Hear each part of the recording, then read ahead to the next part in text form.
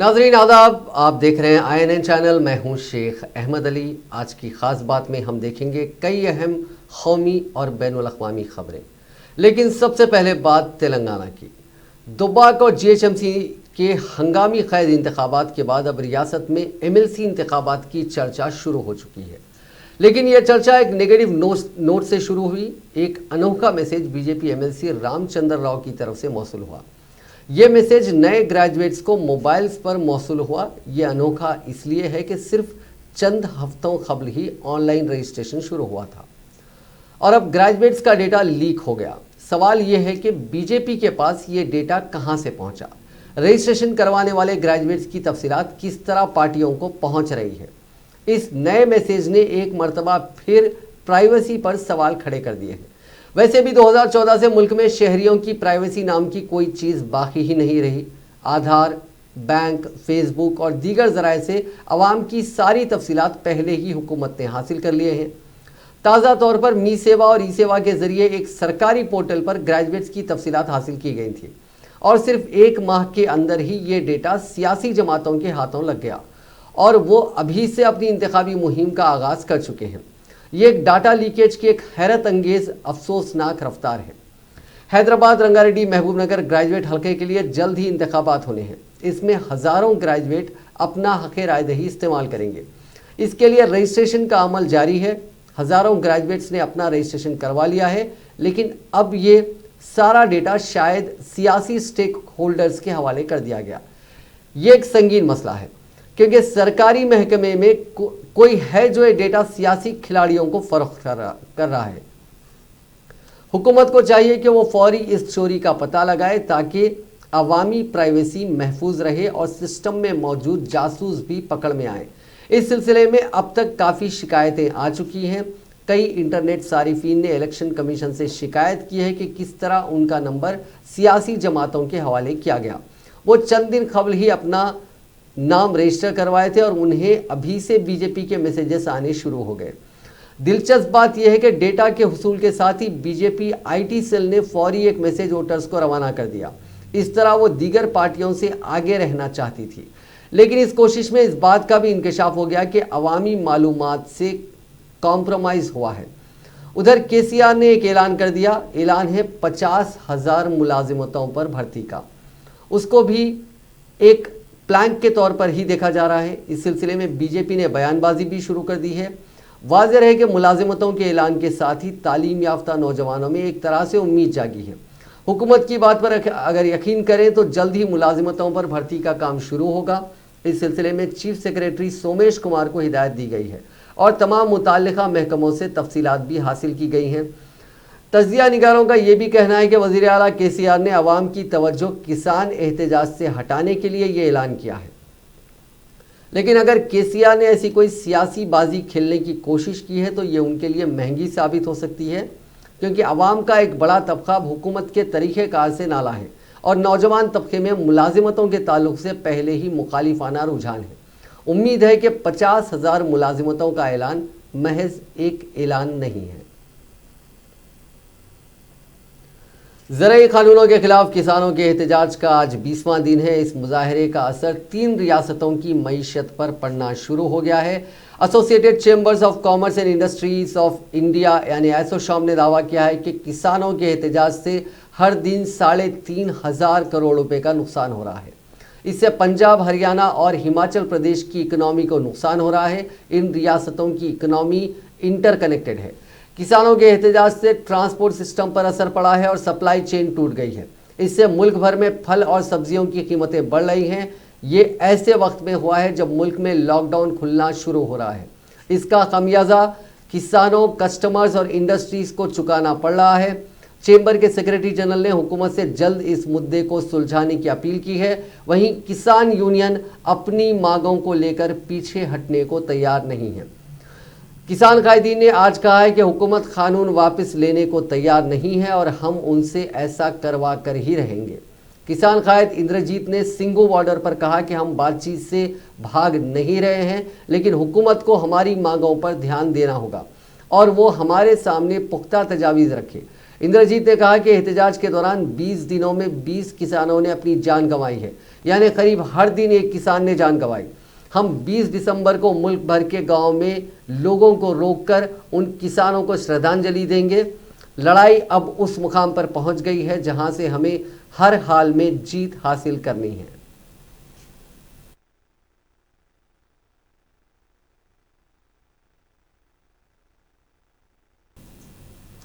वज़ीर आज़म नरेंद्र मोदी ने आज दावा किया है कि उनकी हुकूमत को मुल्क भर के किसानों का आशीर्वाद हासिल है। मोदी ने एक प्रोग्राम के दौरान कहा कि दिल्ली के आसपास किसानों को गुमराह करने की बहुत साजिशें हो रही हैं, उन्हें खौफजदा किया जा रहा है कि उनकी ज़मीनों पर कब्जा कर लिया जाएगा। ज़राअती इस्लाहात का मुतालबा बरसों से किसान तंजीमों की जानिब से किया जा रहा था ताकि किसानों को अपनी पैदावार को मतलूबा मकाम पर बेचने की आज़ादी हासिल हो। जब अपोजिशन जमातें बरसर इख्तिदार थी, उनकी हुकूमतें ये काम नहीं कर सकती थी, लेकिन जब मौजूदा हुकूमत ने तारीखी ज़राअती क़वानीन बनाए हैं तो वो किसानों को गुमराह कर रहे हैं। वज़ीर आज़म ने दावा किया कि उनकी हुकूमत किसानों के हर शुबे को दूर करने के लिए 24 घंटे तैयार है।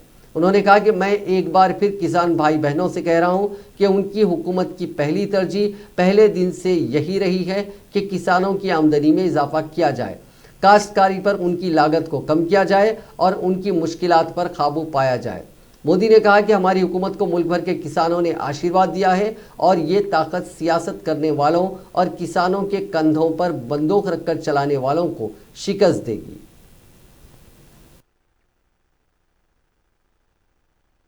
किसान हो या सरहद पर खड़ा जवान, दोनों के लोगों की पानी की चिंता दूर हुई है। यहां के लोगों की विशेष प्रशंसा करूंगा जिन्होंने जल संरक्षण को एक जन आंदोलन में बदल दिया। गांव गांव में लोग आगे आए, पानी समितियां बनी, महिलाओं ने भी मोर्चा संभाला, चेक डैम्स बनाए, पानी की टंकियां बनाई, नहरें बनाने में मदद की। मैं वो दिन कभी भूल नहीं सकता जब नर्मदा का पानी यहां पहुंचा था। वो दिन मुझे बराबर याद था। जिस दिन मां नर्मदा का पानी पहुंचा, शायद दुनिया में कहीं पर भी कच्छी होगा, दुनिया में कच्छ के दूर सुदूर रहने वाला कोई कच्छी होगा। जब नर्मदा मां यहां कच्छ की धरती पर पहुंची थी, हर किसी की आंख में हर्ष के आंसू बह रहे थे। वो दृश्य मैंने देखा था।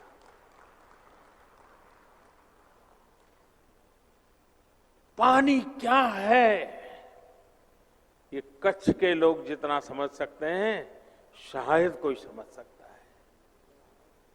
गुजरात में पानी के लिए जो विशेष ग्रिड बनाए गए, नहरों का जाल बिछाया गया, उसका लाभ अब करोड़ों लोगों को हो रहा है।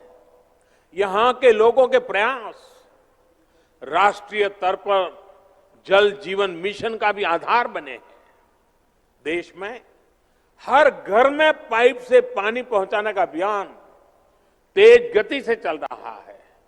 सिर्फ 1.25 साल के भीतर नए ज़रई क़वानीन के खिलाफ किसानों के एहतजाज के दरमियान फूड प्रोसेसिंग इंडस्ट्री और ज़राअत के वज़ीर नरेंद्र सिंह तोमर और रोड ट्रांसपोर्ट के वज़ीर नितिन गडकरी ने उन क़वानीन की तारीफ करते हुए कहा कि ये किसानों के मफाद में है।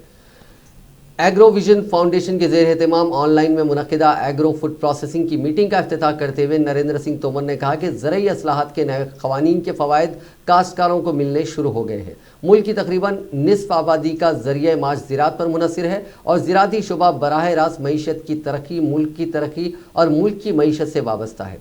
मोदी हुकूमत किसानों की खुशहाली के लिए तमाम ज़रूरी इक़दामात कर रही है।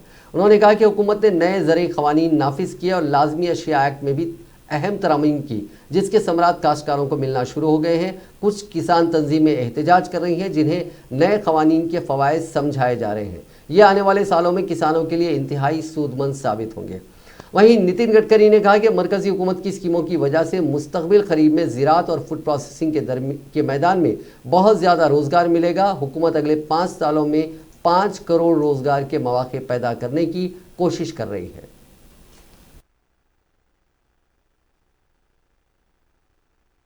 आज भारतीय किसान यूनियन के सभी राष्ट्रीय और प्रादेशिक पदाधिकारी उत्तर प्रदेश से यहाँ आए हुए हैं और उन्होंने इन तीनों कृषि सुधार बिलों का बहुत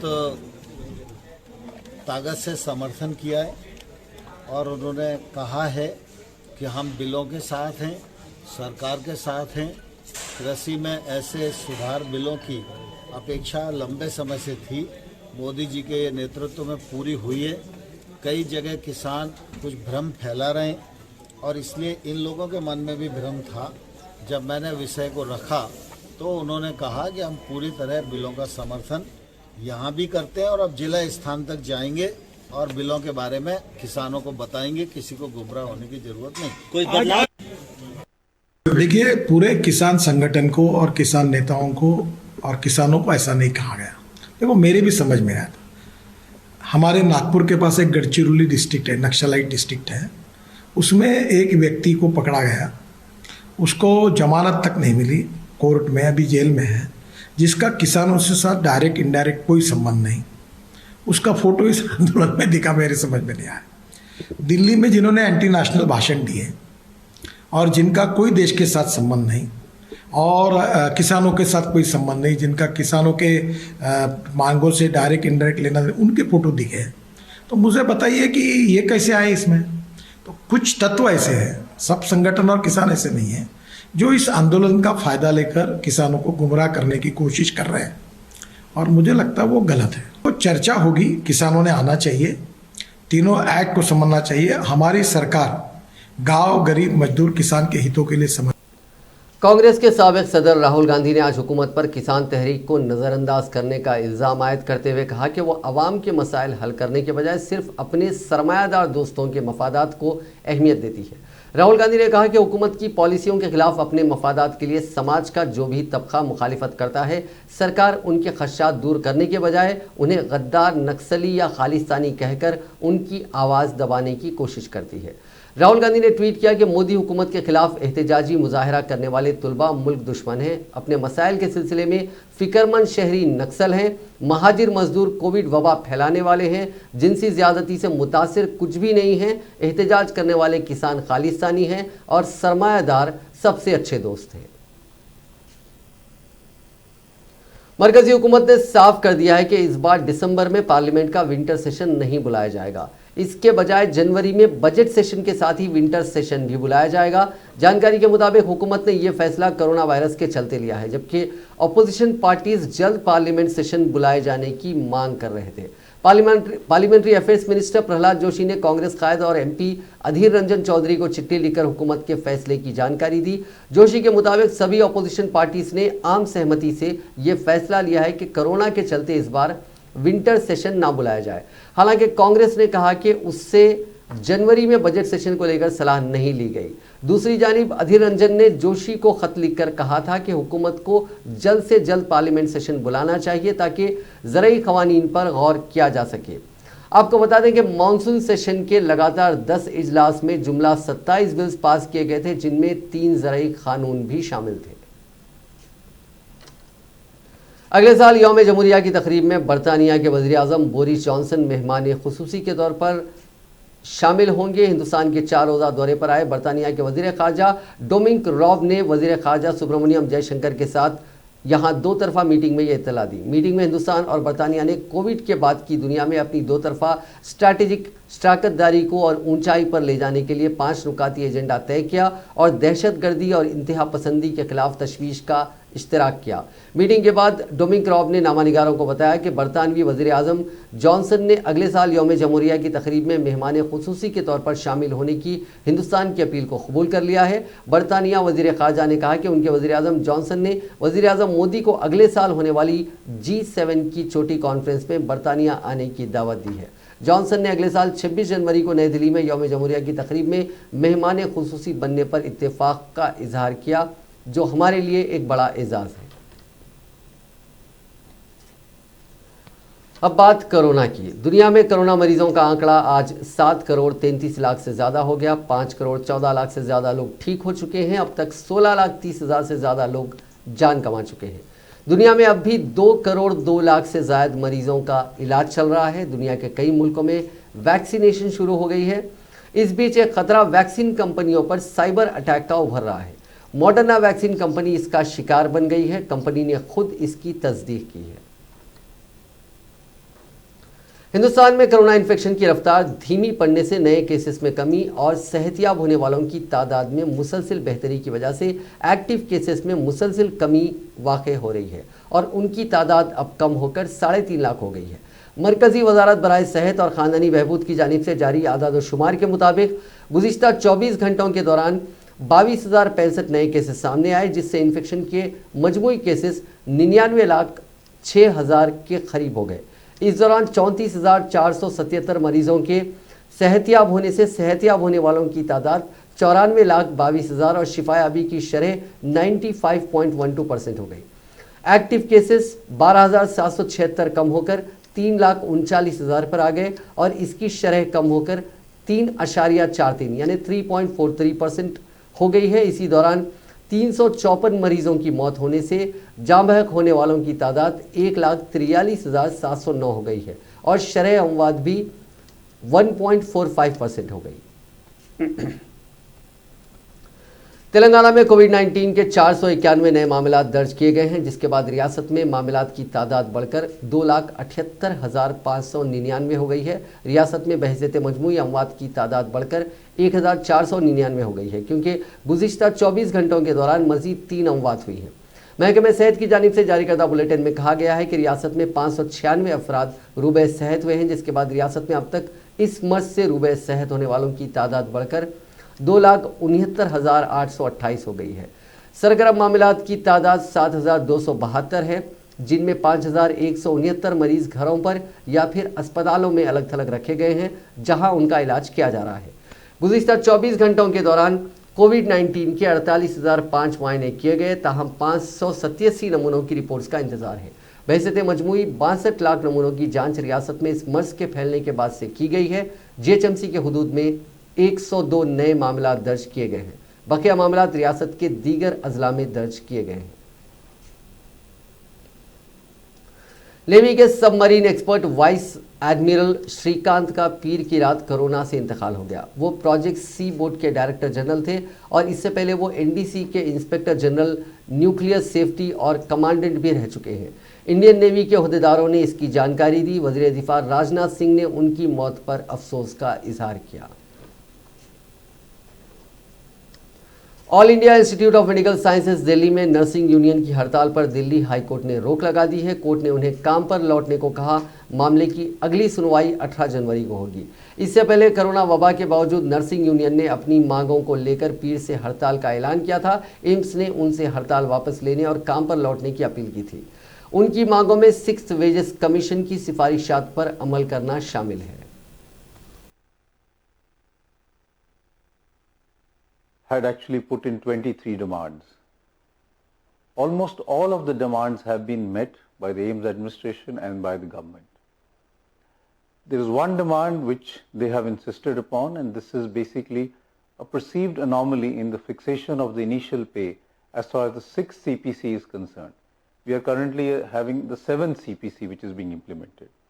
And multiple meetings have been held with the nurses union, with their representatives, not only by the AIIMS administration, but by the economic advisor in the Ministry of Health and Family Welfare, by representatives of the Department of Expenditure, and also by the person who drafted the 6th CPC. He was also present in the meeting.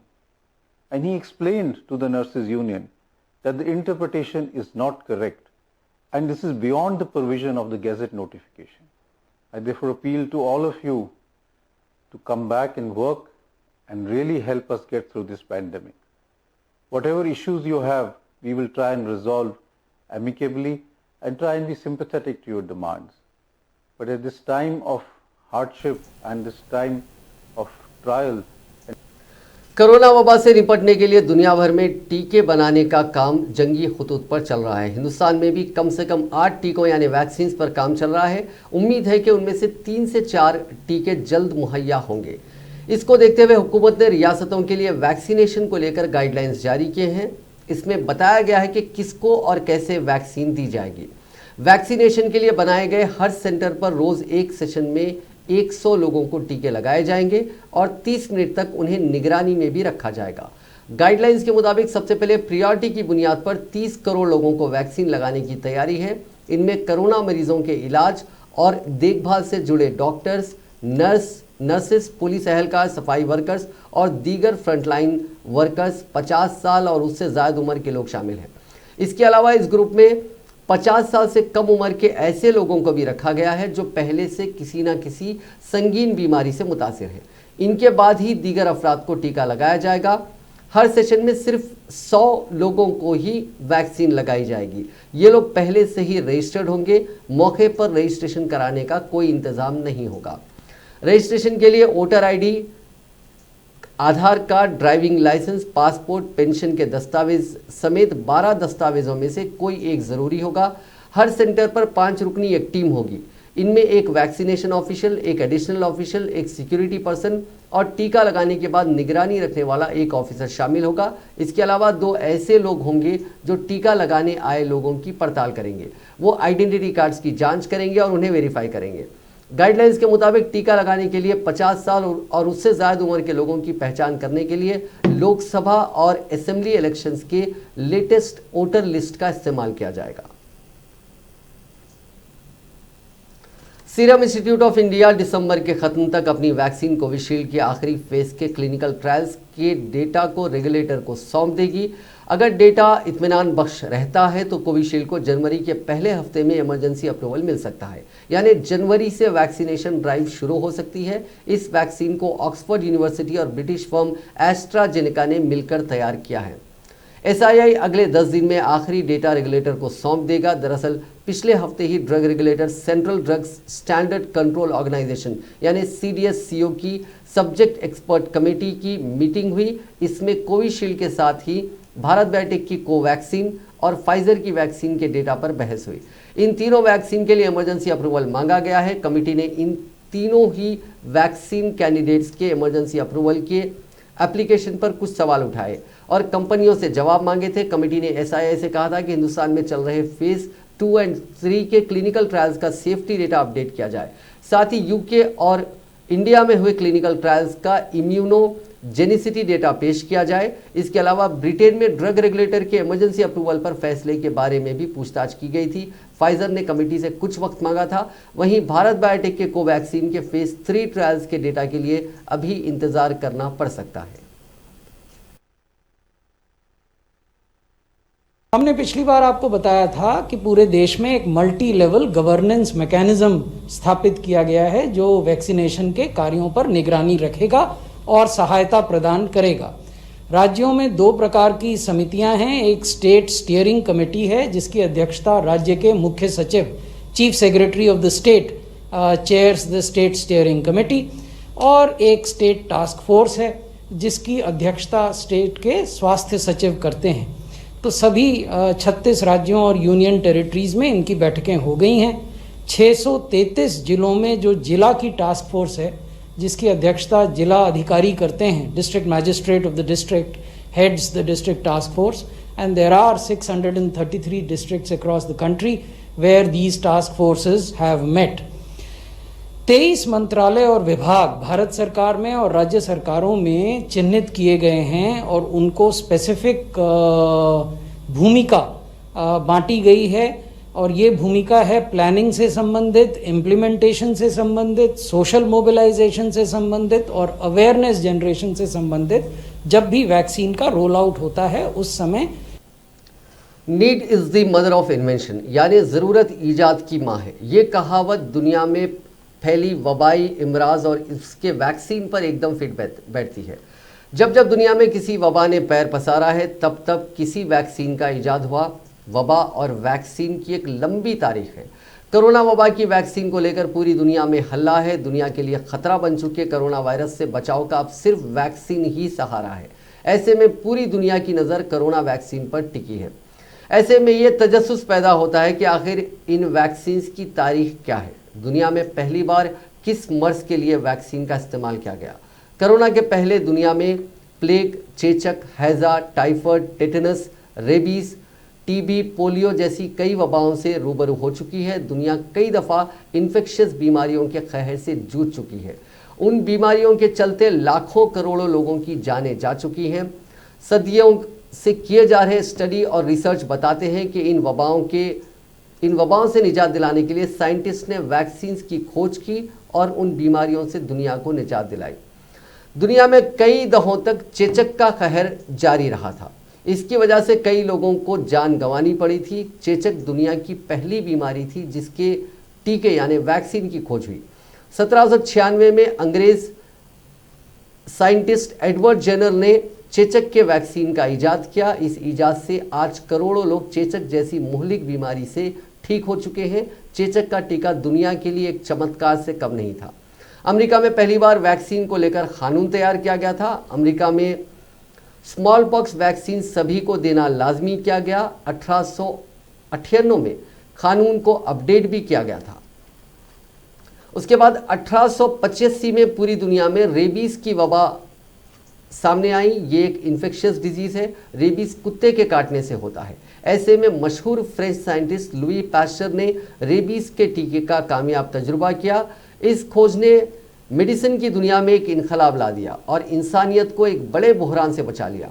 उन्होंने diphtheria, tetanus, हैजा, plague, typhoid, TB समेत कई बीमारियों के लिए टीके तैयार किए। फिर 1921 में टीबी की बीसीजी वैक्सीन तैयार की गई। इसके बाद टीबी एक लाइलाज बीमारी नहीं रही।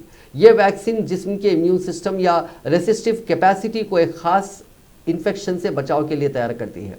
बीसीजी का टीका वेस्ट अफ्रीका के मुल्क गिनी बिसाओ में नौज़ायदा बच्चों में अमवात की शरह को 38% तक कम करने में कामयाब रहा। अगर हम दीगर वैक्सीन की बात करें तो 1923 में डिप्थीरिया की बीमारी से बचने के लिए वैक्सीन बनाई गई। 1926 में टेटनस की बीमारी से बचने के लिए वैक्सीन का इजाद हुआ। 1936 में मैक्स थेलर और उनके साथी ने पहली बार येलो फीवर से बचने के टीके की इजाद की। 1944 में जापानी इंसेफ्लाइटिस बुखार से कई लोगों की मौत के बाद वैक्सीन की खोज की गई। 1945 में पहली बार फ्लू वैक्सीन कैंपेन शुरू किया गया। 1960 में एल्बर्ट साइबिन के पोलियो वायरस के टीके को अमेरिका में लाइसेंस मिला। 1963 में खसरे के टीके को लाइसेंस हासिल हुआ। खसरे के टीके का सबसे पहले बंदरों और उसके बाद इंसानों में इस्तेमाल किया गया। 1969 में रूबेला वायरस के टीके को भी रिकग्निशन दी गई। 1971 में अमेरिकी हुकूमत ने खसरा, गलसुआ और रूबेला के कंबाइंड वैक्सीन MMR को लाइसेंस दिया। ये टीका इन तीनों बीमारियों की रोकथाम में बहुत असरदार रहा। 1977 में न्यूमोकोकल टीके को मंजूरी दी गई। ये एक मल्टी सेरोटाइप टीका था जिसे पेंसिल्वेनिया यूनिवर्सिटी के MD रॉबर्ट एस्ट्रियन बरसों की रिसर्च के बाद तैयार किया था। इस टीके के साथ ही स्वाइन फ्लू के टीके को लेकर भी अमेरिका में काम शुरू किया गया था। 1986 में हेपेटाइटिस बी के रिकिम्बेंट वैक्सीन को लाइसेंस दिया गया। यह हेपेटाइटिस बी टीका रिकिम्बेंट DNA से तैयार पहला ह्यूमन वैक्सीन था। 2002 में पूरा यूरोप पोलियो फ्री डिक्लेयर कर दिया गया। 2009 में H1N1 के खिलाफ वैक्सीन बनाने में कामयाबी मिली। अगस्त 2020 में पूरे अफ्रीकी कॉन्टिनेंट को पोलियो फ्री डिक्लेयर कर दिया गया और दिसंबर 2020 में कोरोना वायरस के खिलाफ फाइजर, ऑक्सफोर्ड और कुछ दीगर कंपनियों ने वैक्सीन बनाने में कामयाबी हासिल की।